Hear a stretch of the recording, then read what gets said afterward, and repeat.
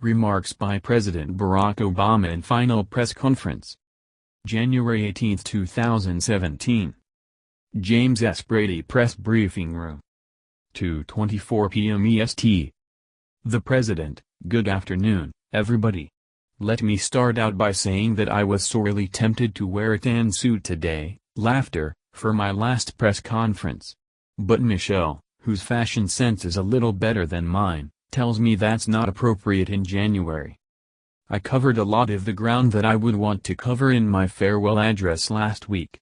So I'm just going to say a couple of quick things before I start taking questions. First, we have been in touch with the Bush family today, after hearing about President George H.W. Bush and Barbara Bush being admitted to the hospital this morning. They have not only dedicated their lives to this country, they have been a constant source of friendship and support and good counsel for Michelle and me over the years. They are as fine a couple as we know. And so we want to send our prayers and our love to them. Really good people. Second thing I want to do is to thank all of you. Some of you have been covering me for a long time, folks like Christy and Wynn. Some of you I've just gotten to know. We have traveled the world together. We've hit a few singles, a few doubles together. I've offered advice that I thought was pretty sound, like don't do stupid stuff.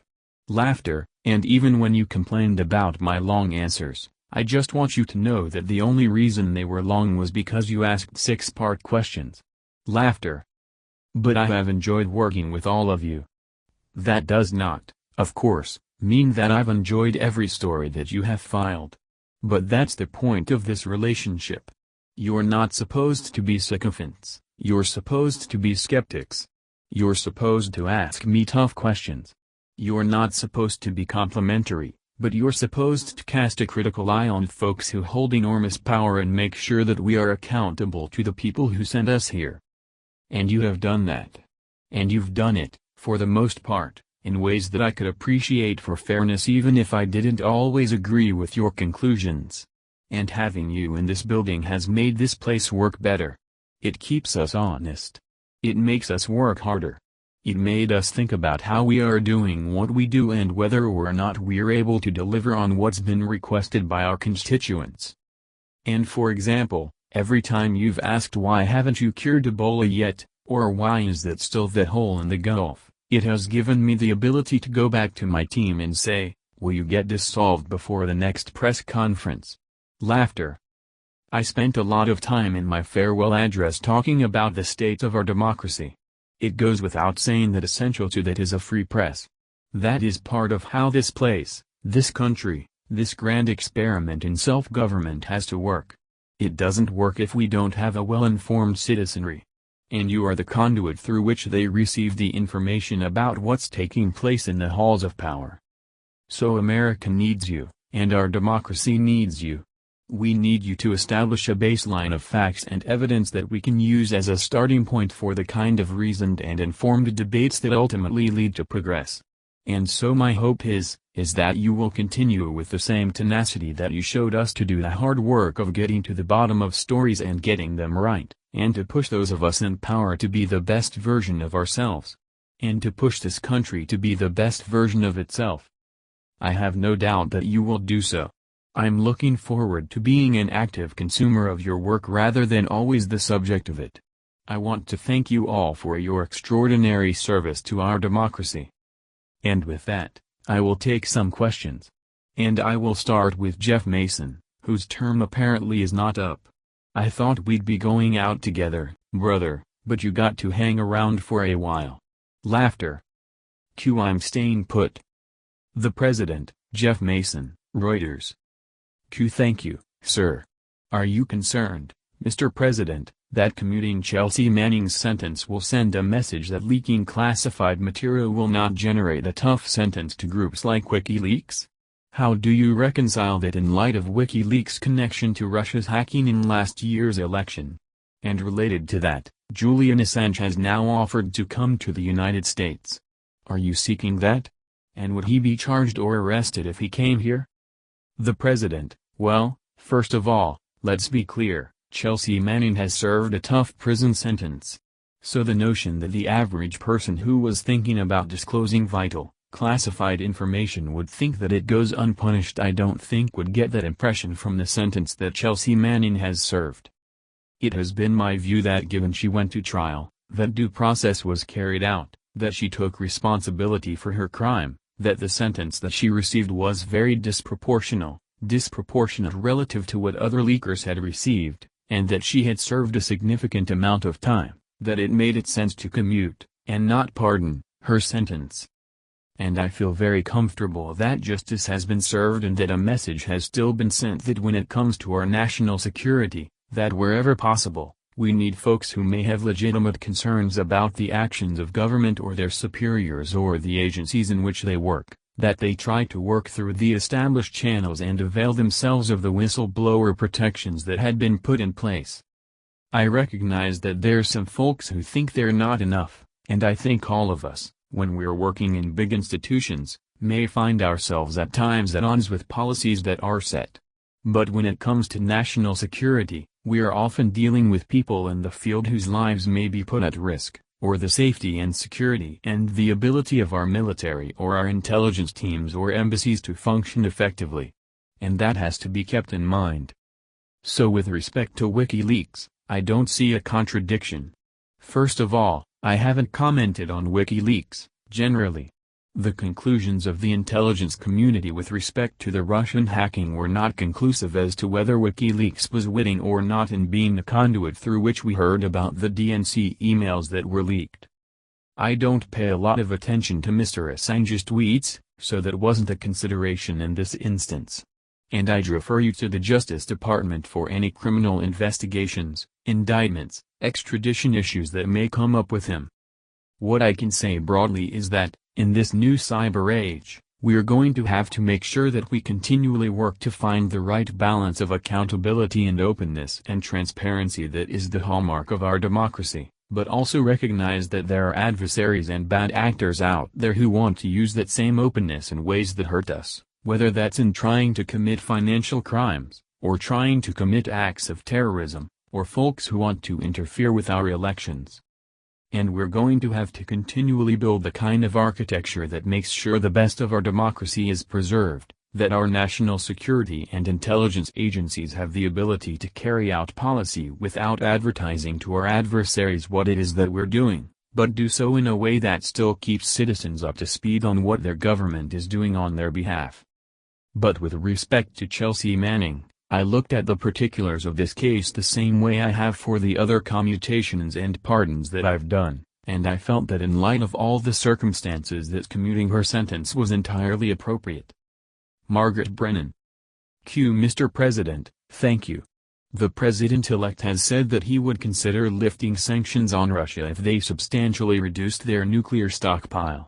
Given your own efforts at arms control, do you think that's an effective strategy? Knowing this office and Mr. Trump, how would you advise his advisors to help him be effective when he deals with Vladimir Putin? And given your actions recently on Russia, do you think those sanctions should be viewed as leverage? The President, well, a couple of things. Number one, I think it is in America's interest and the world's interest that we have a constructive relationship with Russia. That's been my approach throughout my presidency. Where our interests have overlapped, we've worked together.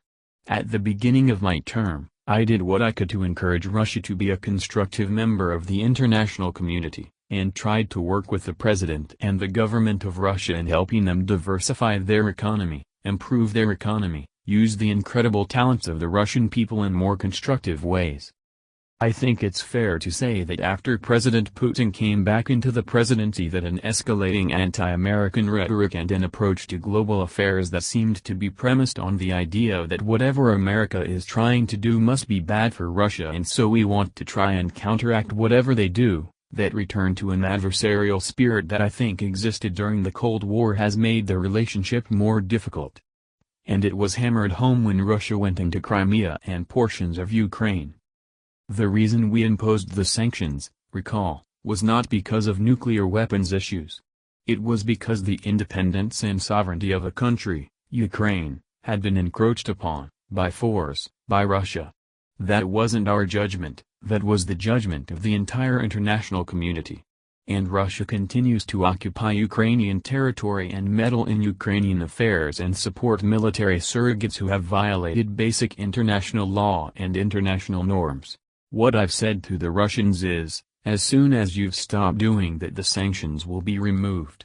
And I think it would probably best serve not only American interest but also the interest of preserving international norms if we made sure that we don't confuse why these sanctions have been imposed with a whole set of other issues. On nuclear issues, in my first term we negotiated the START II treaty. And that has substantially reduced our nuclear stockpiles, both through Russia and the United States. I was prepared to go further. I told President Putin I was prepared to go further. They have been unwilling to negotiate. If President-elect Trump is able to restart those talks in a serious way, I think there remains a lot of room for our two countries to reduce our stockpiles. And part of the reason we've been successful on our non-proliferation agenda and on our nuclear security agenda is because we were leading by example. I hope that continues. But I think it's important just to remember that the reason sanctions have been put in place against Russia has to do with their actions in Ukraine. And it is important for the United States to stand up for the basic principle that big countries don't go around and invade and bully smaller countries. I've said before, I expect Russia and Ukraine to have a strong relationship. They are, historically, bound together in all sorts of cultural and social ways. But Ukraine is an independent country. And this is a good example of the vital role that America has to continue to play around the world in preserving basic norms and values, whether it's advocating on behalf of human rights, advocating on behalf of women's rights, advocating on behalf of freedom of the press. The United States has not always been perfect in this regard. There are times where we, by necessity, are dealing with allies or friends or partners who, themselves, are not meeting the standards that we would like to see met when it comes to international rules and norms. But I can tell you that in every multilateral setting, in the United Nations, in the G20, in the G7, the United States typically has been on the right side of these issues. And it is important for us to continue to be on the right side of these issues, because if we, the largest, strongest country and democracy in the world, are not willing to stand up on behalf of these values, then certainly China, Russia, and others will not. Kevin Cork. Thank you, Mr. President. You have been a strong supporter of the idea of a peaceful transfer of power, demonstrated not terribly far from the Rose Garden. And yet, even as you and I speak, there are more than 6 Democrats that are going to boycott the inauguration of the incoming president. Do you support that? And what message would you send to Democrats to better demonstrate the peaceful transfer of power? And if I could follow, I wanted to ask you about your conversations with the president-elect previously. And without getting into too much of the personal side of it, I'm just curious, were you able to use that opportunity to convince him to take a fresh look at some of the important ideas that you will leave this office with, maintaining some semblance of the Affordable Care Act? Some idea of keeping dreamers here in the country without fear of deportation? Were you able to use personal stories to try to convince him? And how successful were you? The President. Well, I won't go into details of my conversations with President-elect Trump. As I've said before, they are cordial. At times they've been fairly lengthy and they've been substantive. I can't tell you how convincing I've been. I think you'd had to ask him whether I've been convincing or not. I have offered my best advice, counsel about certain issues both foreign and domestic. And my working assumption is that having won an election opposed to a number of my initiatives and certain aspects of my vision for where the country needs to go, it is appropriate for him to go forward with his vision and his values. And I don't expect that there's going to be enormous overlap. It may be that on certain issues, once he comes into office and he looks at the complexities of how to, in fact, provide health care for everybody, something he says he wants to do, or wants to make sure that he is encouraging job creation and wage growth in this country, that may lead him to some of the same conclusions that I arrived at once I got here. But I don't think we'll know until he has an actual chance to get sworn in and sit behind that desk. And I think a lot of his views are going to be shaped by his advisors, the people around him, which is why it's important to pay attention to these confirmation hearings. I can tell you that, and this is something I have told him, that this is a job of such magnitude that you can't do it by yourself. You are enormously reliant on a team. Your cabinet, your senior White House staff, all the way to fairly junior folks in their 20s and 30s, but who are executing on significant responsibilities. And so how you put a team together to make sure that they're getting you the best information and they are teeing up the options from which you will ultimately make decisions, that's probably the most useful advice, the most constructive advice that I've been able to give him. That if you find yourself isolated because the process breaks down, or if you're only hearing from people who agree with you on everything, or if you haven't created a process that is fact-checking and probing and asking hard questions about policies or promises that you've made, that's when you start making mistakes. And as I indicated in some of my previous remarks, reality has a way of biting back if you're not paying attention to it. With respect to the inauguration, I'm not going to comment on those issues. All I know is I'm going to be there. So is Michelle. And I have been checking the weather, and I'm heartened by the fact that it won't be as cold as my first inauguration, laughter, because that was cold. Jen Rodriguez.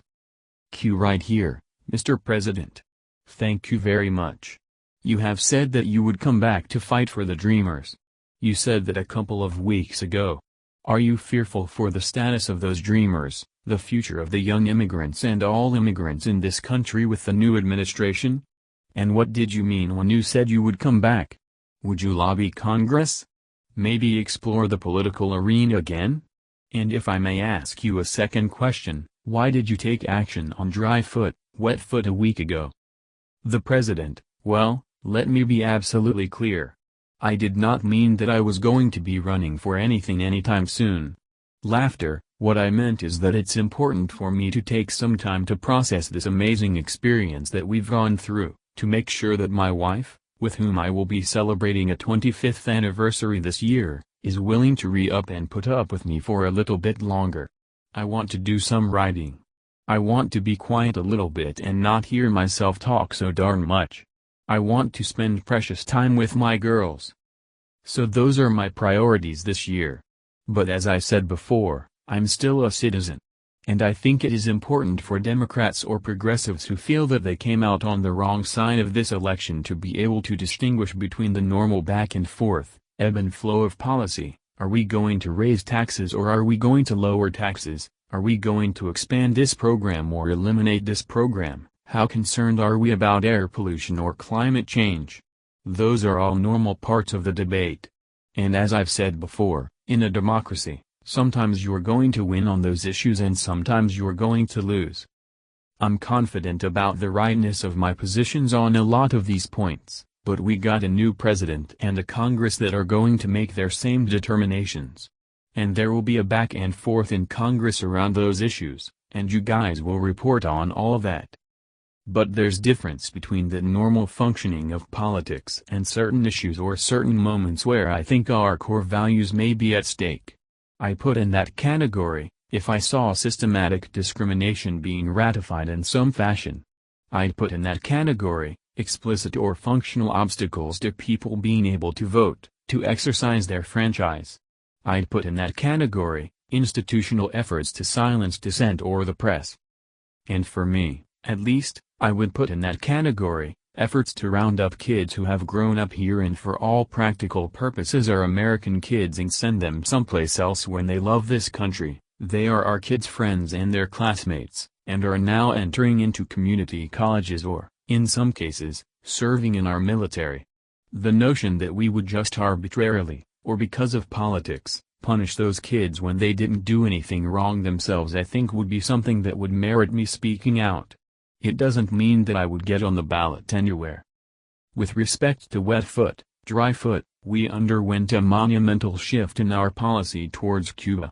My view was, after 50 years of a policy not working, it made sense for us to try to reopen diplomatic relations, to engage a Cuban government, to be honest with them about the strong disagreements we have around political repression and treatment of dissenters and freedom of press and freedom of religion, but that to make progress for the Cuban people, Our best shot was to suddenly have the Cuban people interacting with Americans, and seeing the incredible success of the Cuban-American community, and engaging in commerce and business and trade, and that it was through that process of opening up these bilateral relations that you would see over time serious and significant improvement.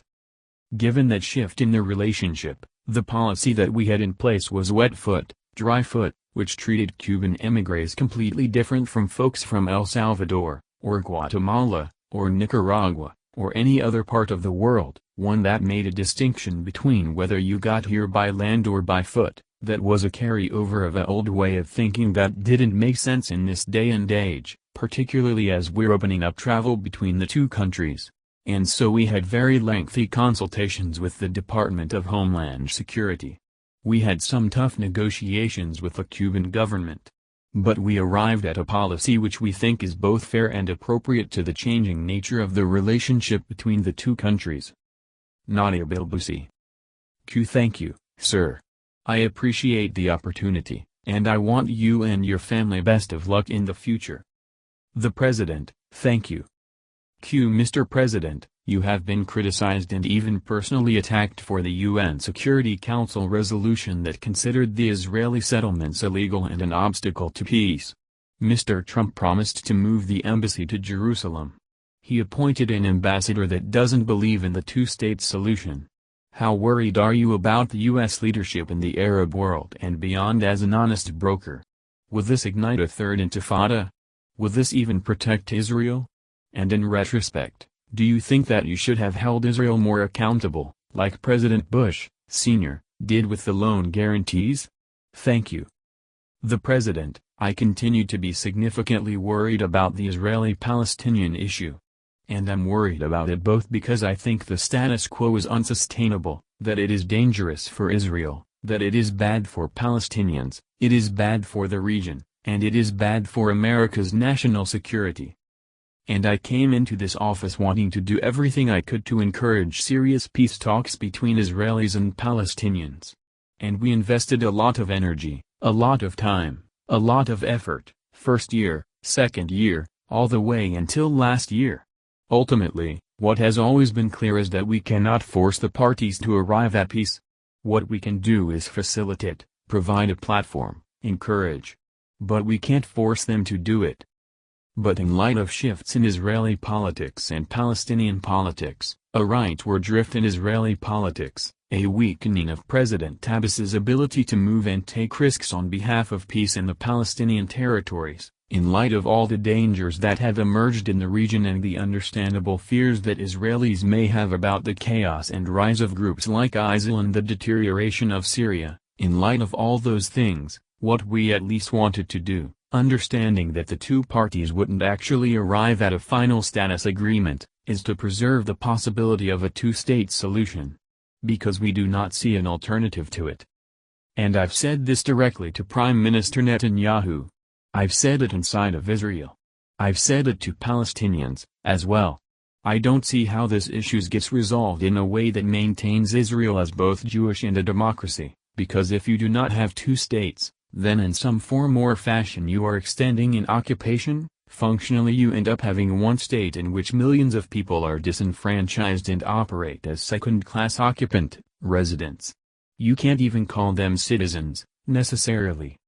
And so the goal of the resolution was to simply say that the settlements, the growth of the settlements are creating a reality on the ground that increasingly will make a two-state solution impossible. And we believed, consistent with the position that had been taken with previous U.S. administrations for decades now, that it was important for us to send a signal, a wake-up call, that this moment may be passing, and Israeli voters and Palestinians need to understand that this moment may be passing. And hopefully that, then, creates a debate inside both Israeli and Palestinian communities that won't result immediately in peace, but at least it will lead to a more sober assessment of what the alternatives are. So the president-elect will have his own policy. The ambassador, or the candidate for the ambassadorship obviously has very different views than I do. That is their prerogative. That's part of what happens after elections. And I think my views are clear. We'll see how their approach plays itself out. I don't want to project today what could end up happening, but obviously it's a volatile environment. What we've seen in the past is, when sudden, unilateral moves are made that speak to some of the core issues and sensitivities of either side, that can be explosive. And what we've tried to do in the transition is just to provide the context in which the president-elect may want to make some of these decisions. Q. Are you worried that this, inaudible, the president, well, that's part of what we've tried to indicate to the incoming team in our transition process, is pay attention to this, because this is volatile stuff. People feel deeply and passionately about this. And as I've said I think many times, the actions that we take have enormous consequences and ramifications. We're the biggest kid on the block. And I think it is right and appropriate for a new president to test old assumptions and re-examine the old ways of doing things. But if you're going to make big shifts in policy, just make sure you've thought it through, and understand that there are going to be consequences, and actions typically create reactions, and so you want to be intentional about it. You don't want to do things off the cuff when it comes to an issue this volatile. Chris Johnson. Q on LGBT rights. The president, I'm sorry, where is Chris? Q. I'm right here in the back. The president, I'm sorry, didn't see you. Q on LGBT rights. We've seen a lot of achievements over the past 8 years, including signing hate crimes protection legislation, Don't Ask, Don't Tell repeal, marriage equality nationwide, and ensuring transgender people feel visible and accepted. How do you think LGBT rights will rank in terms of your accomplishments and your legacy? And how confident are you that progress will endure or continue under the president-elect? The president, I could not be prouder of the transformation that's taken place in our society just in the last decade. And I've said before, I think we made some useful contributions to it, but the primary heroes in this stage of our growth as a democracy and a society are all the individual activists, and sons and daughters and couples who courageously said, "This is who I am and I'm proud of it." And that opened people's minds and opened their hearts. And, eventually, laws caught up. But I don't think any of that would have happened without the activism, in some cases, loud and noisy, but in some cases, just quiet and very personal. And I think that what we did as an administration was to help the society to move in a better direction, but to do so in a way that didn't create an enormous backlash, and was systematic and respectful of the fact that, in some cases, these issues were controversial. I think the way we handled, for example, Don't Ask, Don't Tell, being methodical about it, working with the Joint Chiefs, making sure that we showed this would not have an impact on the effectiveness of the greatest military on earth, and then to have Defense Secretary Bob Gates and Chairman Mike Mullen and a Joint Chiefs who were open to evidence and ultimately worked with me to do the right thing, I am proud of that. But, again, none of that would have happened without this incredible transformation that was happening in society out there. You know, when I gave Ellen the Presidential Medal of Freedom, I meant what I said. I think somebody that kind and likable projecting into living rooms around the country, that changed attitudes. And that wasn't easy to do for her. And that's just one small example of what was happening in countless communities all across the country. So I'm proud that in certain places we maybe provided a good block downfield to help the movement advance. I don't think it is something that will be reversible because American society has changed, the attitudes of young people, in particular, have changed. That doesn't mean there aren't going to be some fights that are important, legal issues surrounding transgender persons, there are still going to be some battles that need to take place. But if you talk to young people of Malia, Sasha's generation, even if they're Republicans, even if they're conservative, many of them would tell you, I don't understand how you would discriminate against somebody because of sexual orientation. That's just sort of burned into them in pretty powerful ways. April Ryan. Q. Thank you, Mr. President. Long before today you've been considered a rights president. Under your watch, people have said that you have expanded the rubber band of inclusion. And with the election and the incoming administration, people are saying that rubber band has recoiled and maybe is even broken. And I'm taking you back to a time on Air Force One going to Selma, Alabama, when you said your job was to close the gaps that remain. And with that, what gaps still remain when it comes to rights issues on the table? And also, what part will you play in fixing those gaps after, in your new life? And lastly, you are the first black president. Do you expect this country to see this again? The president, well, I'll answer the last question first. I think we're going to see people of merit rise up from every race, faith, corner of this country, because that's America's strength. When we have everybody getting a chance and everybody is on the field, we end up being better. I think I've used this analogy before. We killed it in the Olympics in Brazil. And Michelle and I, we always have the Olympic team here. And it's a lot of fun, first of all, just because anytime you're meeting somebody who is the best at anything, it's impressive. And these mostly very young people are all just so healthy looking, and they just beam and exude fitness and health. And so we have a great time talking to them. But they are of all shapes, sizes, colors. The genetic diversity that is on display is remarkable. And if you look at a Simone Biles, and then you look at a Michael Phelps, they're completely different. And it's precisely because of those differences that we've got people here who can excel at any sport. And, by the way, more than half of our medals came from women. And the reason is because we had the foresight several decades ago, with something called Title IX, to make sure that we got opportunities in sports, which is why our women compete better, because they have more opportunities than folks in other countries. So I use that as a metaphor. And if, in fact, we continue to keep opportunity open to everybody, then, yes, we're going to have a woman president, we're going to have a Latino president, and we'll have a Jewish president, a Hindu president. Who knows who we are going to have? I suspect we'll have a whole bunch of mixed-up presidents at some point that nobody really knows what to call them. Laughter, and that's fine. But what do I worry about? I obviously spent a lot of time on this, April, at my farewell address on Tuesday, so I won't go through the whole list. I worry about inequality, because I think that if we are not investing in making sure everybody plays a role in this economy, the economy will not grow as fast. And I think it will also lead to further and further separation between us as Americans, not just along racial lines. There are a whole bunch of folks who voted for the president-elect because they feel forgotten and disenfranchised. They feel as if they're being looked down on. They feel as if their kids aren't going to have the same opportunities as they did. And you don't want to have an America in which a very small sliver of people are doing really well and everybody else is fighting for scraps, as I said last week. Because that's oftentimes when racial divisions get magnified, because people think, well, the only way I'm going to get ahead is if I make sure somebody else gets less, somebody who doesn't look like me or doesn't worship at the same place I do. That's not a good recipe for our democracy.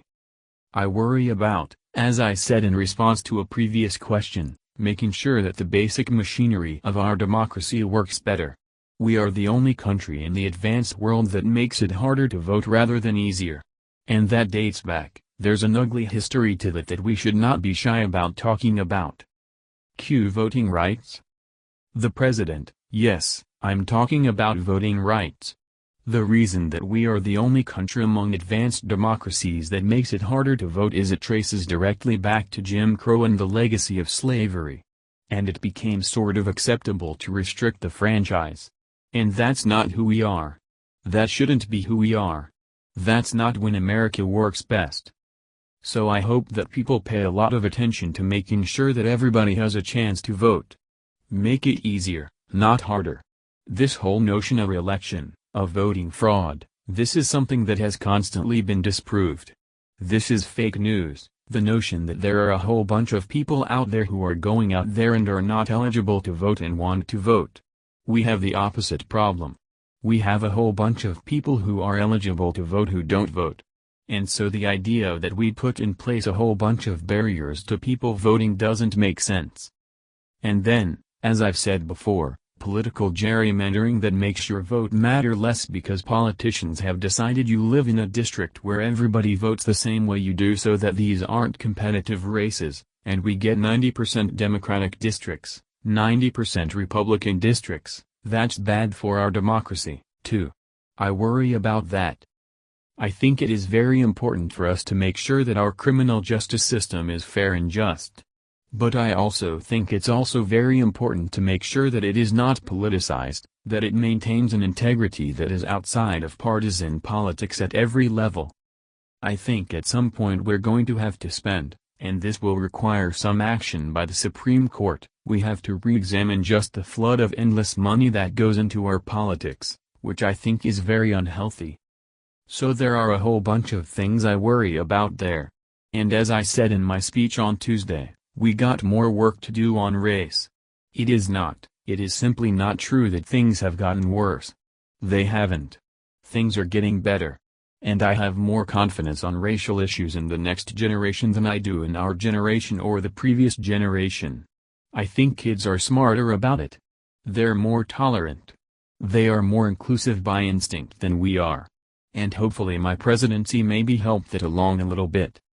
But, when we feel stress, when we feel pressure, when we're just fed information that encourages some of our worst instincts, we tend to fall back into some of the old racial fears and racial divisions and racial stereotypes. And it's very hard for us to break out of those, and to listen, and to think about people as people, and to imagine being in that person's shoes. And by the way, it's no longer a black and white issue alone. You got Hispanic folks, and you got Asian folks, and this is not just the same old battles. We've got this stew that's bubbling up of people from everywhere. And we're going to have to make sure that we, in our own lives, in our own families and workplaces, do a better job of treating everybody with basic respect.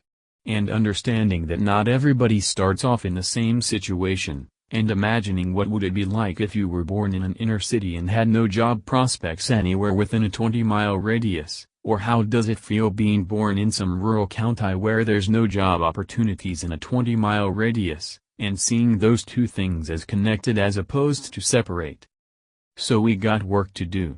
But, overall, I think on this front, the trend lines ultimately, I think, will be good. Christy Parsons. And Christy, you are going to get the last question. Oh, no. Laughter and groans. The president, Christy I've been knowing her since Springfield, Illinois. When I was a state senator, she listened to what I had to say. Laughter, so the least I can do is give her the last question as President of the United States. Go on. Q217 numbers still work. The President, there you go. Go ahead. Well, thank you, Mr. President. It has been an honor. The President, thank you. And I have a personal question for you, because I know how much you like this. The First Lady puts the stakes of the 2016 election in very personal terms in a speech that resonated across the country, and she really spoke the concerns of a lot of women, LGBT folks, people of color, many others. And so I wonder now how you and the First Lady are talking to your daughters about the meaning of this election and how you interpret it for yourself and for them. The President, every parent brags on their daughters or their sons. If your mom and dad don't brag on you, you got problems. Laughter, but, man, my daughters are something, and they just surprise and enchant and impress me more and more every single day as they grow up. And so these days, when we talk as parent to child, but also we learn from them. And I think it was really interesting to see how Malia and Sasha reacted. They were disappointed. They paid attention to what their mom said during the campaign and believed it because it's consistent with what we've tried to teach them in our household, and what I've tried to model as a father with their mom, and what we've asked them to expect from future boyfriends or spouses. But what we've also tried to teach them is resilience, and we've tried to teach them hope, and that the only thing that is the end of the world is the end of the world. And so you get knocked down, you get up, brush yourself off, and you get back to work. And that tended to be their attitude.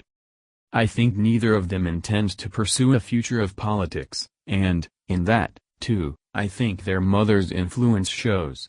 Laughter, but both of them have grown up in an environment where I think they could not help but be patriotic, to love this country deeply, to see that it's flawed but see that they have responsibilities to fix it.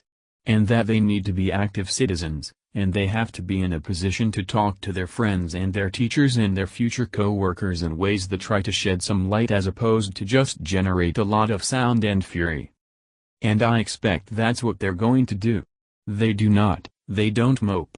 And what I really am proud of them, what makes me proudest about them is that they also don't get cynical about it. They have not assumed because their side didn't win, or because some of the values that they care about don't seem as if they were vindicated, that automatically America has somehow rejected them or rejected their values. I don't think they feel that way.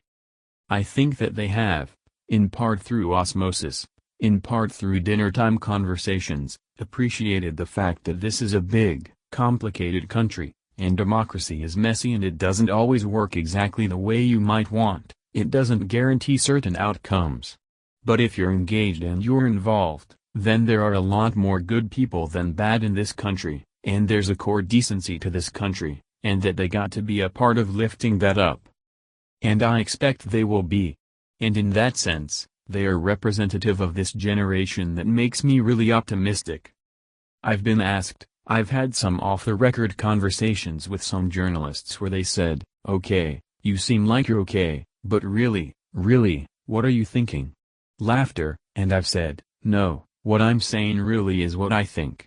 I believe in this country. I believe in the American people. I believe that people are more good than bad. I believe tragic things happen. I think there's evil in the world, but I think that at the end of the day, if we work hard, and if we're true to those things in us that feel true and feel right, that the world gets a little better each time. That's what this presidency has tried to be about. And I see that in the young people I've worked with. I couldn't be prouder of them. And so this is not just a matter of no drama Obama, this is what I really believe. It is true that behind closed doors I curse more than I do publicly. Laughter, and sometimes I get mad and frustrated, like everybody else does. But at my core, I think we're going to be okay. We just have to fight for it. We have to work for it, and not take it for granted. And I know that you will help us do that. Thank you very much, Press Corps. Good luck.